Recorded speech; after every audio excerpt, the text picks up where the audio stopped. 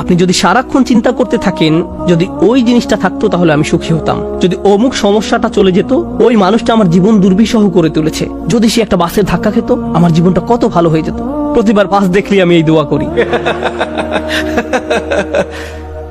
আমরা সব সময় নিজেদেরকে একথা বলে বুঝাই, যদি অমুক মানুষটি বা অমুক সমস্যাটি জীবন থেকে চলে যেত তাহলে জীবন কত সুন্দর হয়ে যেত, অথবা যদি অমুক দুঃখটি দূর হয়ে যেত তাহলে সবকিছু পারফেক্ট হয়ে যেত।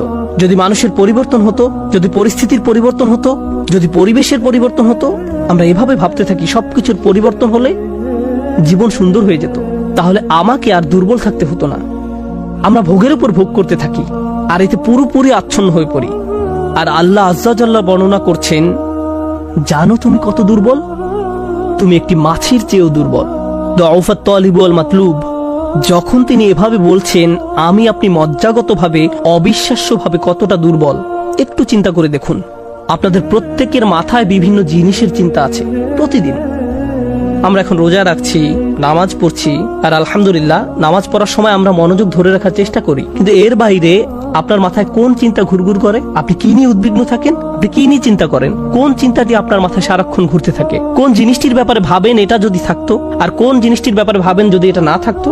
কারোর জন্য অসুস্থতা, কারোর জন্য ডিপ্রেশন, কারোর জন্য দুঃখ, কারোর জন্য হয়তো কোনো ব্যক্তি। কেউ কেউ ভাবেন যদি ওই মানুষটা আমার ব্যাপারে খুশি হতো। তারা অন্য একজনকে খুশি করার চিন্তায় মশগুল থাকেন। যদি আমার বাবা আমার উপর খুশি থাকতেন তাহলে আমি সুখী হতাম।